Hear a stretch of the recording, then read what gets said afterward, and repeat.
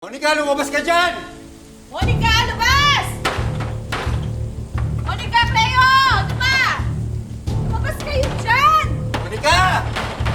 Monica! Cleo, ilabas mo nga si Monica! Cleo!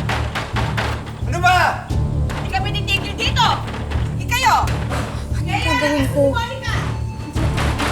Monica! Hanggat hindi ako lumalabas. Anong bahala? Hindi ko alam ba nandiyan din kayo, ha? Hindi! Monica! Monica! Magkulas, Aling Debbie! Ano ang gulo to? Asan si Monica? Ilabas mo. Pagkakataon niya na para makabawi sa tatay niya. Ilabas mo si Monica. Tigilan nyo na. Talagang manggugulo ko pag di mo nilabas yung anak ko. Mangkulas? Hindi ka naman iiwan ng anak mo kung saan ang inalagaan mo ng maayos. Uy bata, huwag mo nga akong pangaralan. Mas matanda ako sa'yo. Oo nga, mas matanda nga ho kayo. Bakit ganyan? Isip bata pa rin kayo.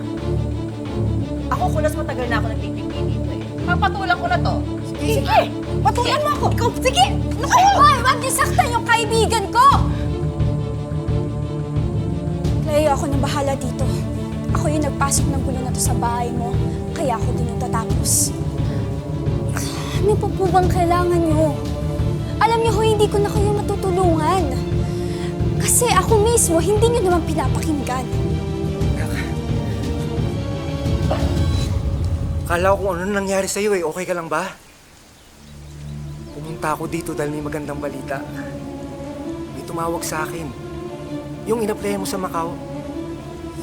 Hindi ka raw kasi sumasagot eh.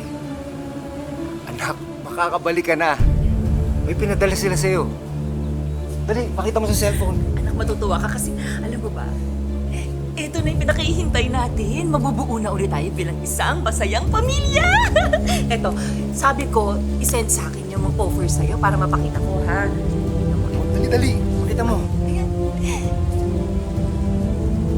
Anak, makakabalik ka na. Matutupad na ulit yung mga pangarap natin. Ano? Sigurado ka ba doon sa binigay ni Monica ang address sa'yo? Oo, ate. Ito yung binigay niya sa akin kagabi. Dito daw natin siya puntahan. Oo. Di ba? Ano? Babalik ka na ba? Hindi ho. Anong hindi? Hindi na ho ako makikipagsapalaran para lang sustentuhan yung mga bisyo. Matigas na talaga yung ulo mo, ha? Halika. Sabay tayo mag-uga. Tawin mo ako dito! Hindi na! Halika tayo mag-uga,